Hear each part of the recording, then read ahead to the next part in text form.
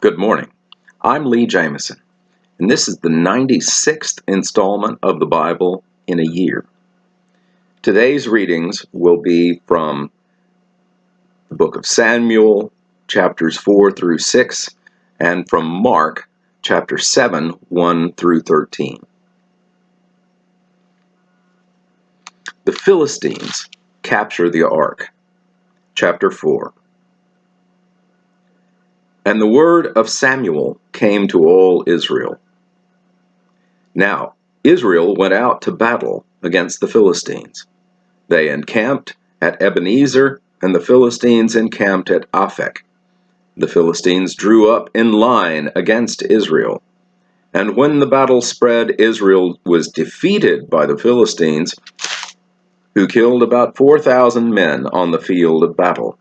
And when the troops came to the camp, the elders of Israel said, "Why has the Lord defeated us today before the Philistines? Let us bring the ark of the covenant of the Lord here from Shiloh, that it may come among us and save us from the power of our enemies." So the people sent to Shiloh and brought from there the ark of the covenant of the Lord of hosts, who is enthroned on the cherubim. And the two sons of Eli, Hophni and Phinehas, were there with the ark of the covenant of God. As soon as the ark of the covenant of the Lord came into the camp, all Israel gave a mighty shout, so that the earth resounded. And when the Philistines heard the noise of the shouting, they said, "What does this great shouting in the camp of the Hebrews mean?" And when they learned that the ark of the Lord had come to the camp, the Philistines were afraid, for they said, "A god has come into the camp." And they said, "Woe to us, for nothing like this has happened before. Woe to us, who can deliver us from the power of these mighty gods? These are the gods who struck the Egyptians with every sort of plague in the wilderness. Take courage and be men, O Philistines, lest you become slaves to the Hebrews, as they have been to you. Be men and fight." So the Philistines fought, and Israel was defeated. And they fled, every man to his home, and there was a very great slaughter. For there fell of Israel 30,000 foot soldiers, and the ark of God was captured. And the two sons of Eli, Hophni and Phinehas, died. The death of Eli.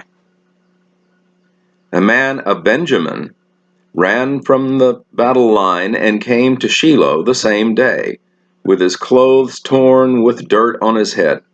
And when he arrived, Eli was sitting on his seat by the road watching, for his heart trembled for the ark of God.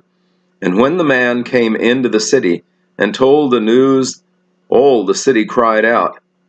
When Eli heard the sound of the outcry, he said, "What is this uproar?" Then the man hurried and came and told Eli. Now Eli was 98 years old, and his eyes were set so that he could not see. And the man said to Eli, "I am he who has come from the battle. I fled from the battle today." And he said, "How did it go, my son?" He who brought the news answered and said, "Israel has fled before the Philistines, and there has also been a great defeat among the people. Your two sons also, Hophni and Phinehas, are dead, and the ark of God has been captured." As soon as he mentioned the ark of God, Eli fell over backward from his seat by the side of the gate, and his neck was broken, and he died, for the man was old and heavy. He had judged Israel 42 years. Now his daughter-in-law, the wife of Phinehas, was pregnant, and about to give birth. And when she heard the news that the ark of God was captured, and that her father-in-law and her husband were dead, she bowed and gave birth, for her pains came upon her. And about the time of her death, the women attending to her said, "Do not be afraid, for you have a son." But she did not answer or pay attention. And she named the child Ichabod, saying, "The glory has departed from Israel, because the ark of God has been captured, and because of her father-in-law and her husband." And she said, "The glory has departed from Israel, for the ark of God has been captured." The Philistines and the ark, chapter 5. When the Philistines captured the ark of God, they brought it from Ebenezer to Ashdod. Then the Philistines took the ark of God and brought it into the house of Dagon and set it up beside Dagon. And when the people of Ashdod rose early the next day, behold, Dagon had fallen face downward on the ground before the ark of the Lord. So they took Dagon and put him back in his place. But when they rose early on the next morning, behold, Dagon had fallen face forward on the ground before the ark of the Lord, and the head of Dagon and both hands were lying cut off on the threshold. Only the trunk of Dagon was left to him. This is why the priests of Dagon and all who entered the house of Dagon do not tread on the threshold of Dagon in Ashdod to this day. The hand of the Lord was heavy against the people of Ashdod, and he terrified and afflicted them with tumors, both Ashdod and its territory. And when the men of Ashdod saw how things were, they said, "The ark of God of Israel must not remain with us, for his hand is hard against us, and against Dagon our God." So they sent and gathered together all the lords of the Philistines, and said, "What shall we do with the ark of the God of Israel?" They answered, "Let the ark of the God of Israel be brought around to Gath." So they brought the ark of the God of Israel there. But after they had brought it around, the hand of the Lord was against the city, causing a very great panic. And he afflicted the men of the city, both young and old, so that tumors broke out on them. So they sent the ark of God to Ekron. But as soon as the ark of God came to Ekron, the people of Ekron cried out, "They have brought around to us the ark of the God of Israel to kill us and our people." They sent, therefore, and gathered together all the lords of the Philistines and said, "Send away the ark of the God of Israel, and let it return to its own place, that it may not kill us and our people." For there was a deathly panic throughout the whole city. The hand of God was very heavy there. The men who did not die were struck with tumors, and the cry of the city went up to heaven. The ark returned to Israel. Chapter 6. The ark of the Lord was in the country of the Philistines 7 months. And the Philistines called for the priests and the diviners and said, "What shall we do with the ark of the Lord?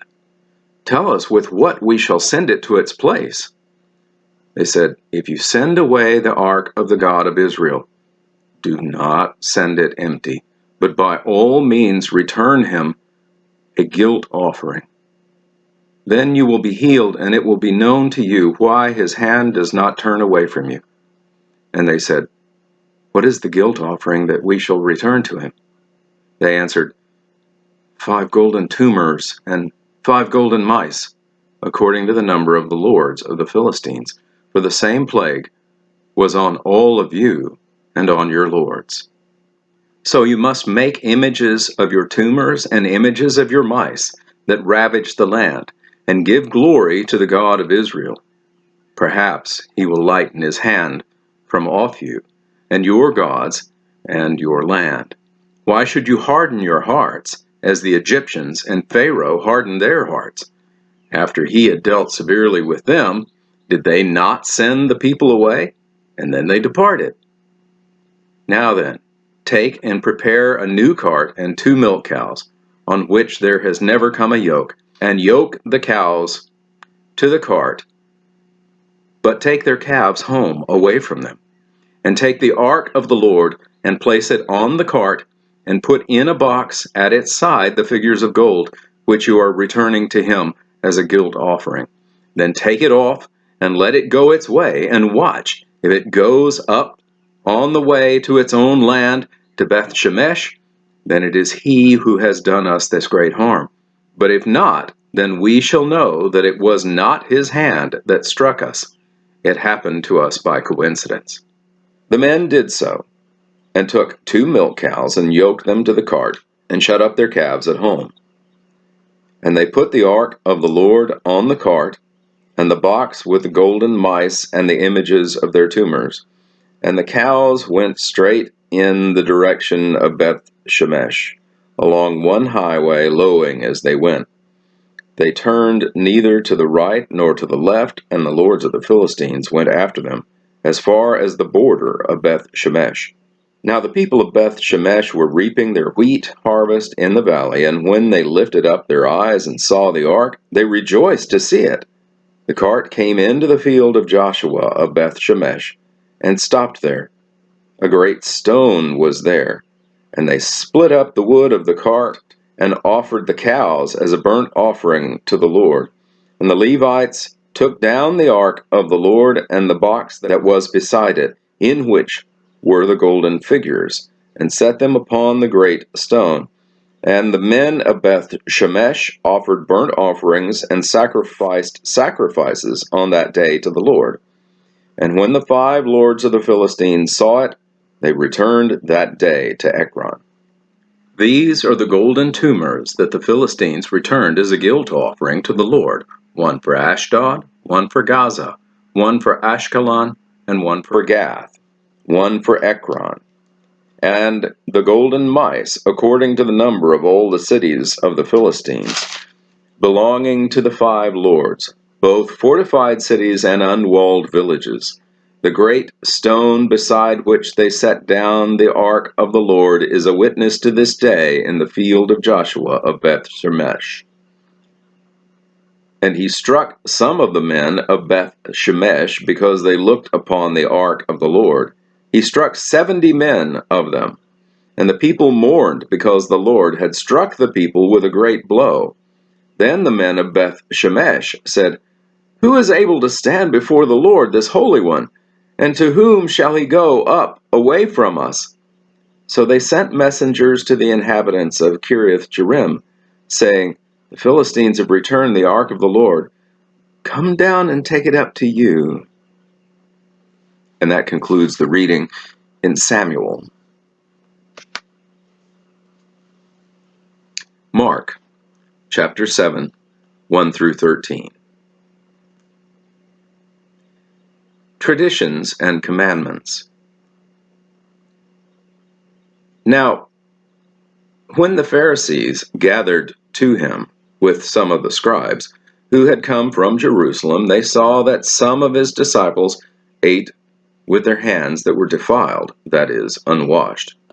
For the Pharisees and all the Jews do not eat unless they wash their hands, holding to the tradition of the elders, and when they come from the marketplace they do not eat unless they wash. And there are many other traditions that they observe, such as the washing of cups and pots and copper vessels and dining couches. And the Pharisees and the scribes asked him, "Why do your disciples not walk according to the tradition of the elders, but eat with defiled hands?" And he said to them, "Well, did Isaiah prophesy to you hypocrites, as it is written, 'This people honors me with their lips, but their heart is far from me. In vain do they worship me, teaching as doctrines the commandments of men.' You leave the commandment of God and hold to the tradition of men." And he said to them, "You have a fine way of rejecting the commandment of God in order to establish your tradition. For Moses said, 'Honor your father and your mother,' and whoever reviles father or mother must surely die. But you say, 'If a man tells his father or his mother, whatever you would have gained from me is Corban,' that is, given to God, then you no longer permit him to do anything for his father or mother, thus making void the word of God by your tradition that you have handed down. And many such things you do." And that concludes the reading in Mark. Thank you for watching this video all the way to the end. To gain a wider audience for this series of videos, I ask a few favors of you. First, please like the video and subscribe to the channel. You can also click on a bell icon, and that will make sure that you receive notifications when new videos come out. Then, if you have comments or questions, even if they're critical, I want to hear from them. Be civil, of course. The YouTube algorithm rewards videos that receive audience participation. So I appreciate your input. You are a part of this channel as well. Thank you, and have a blessed day.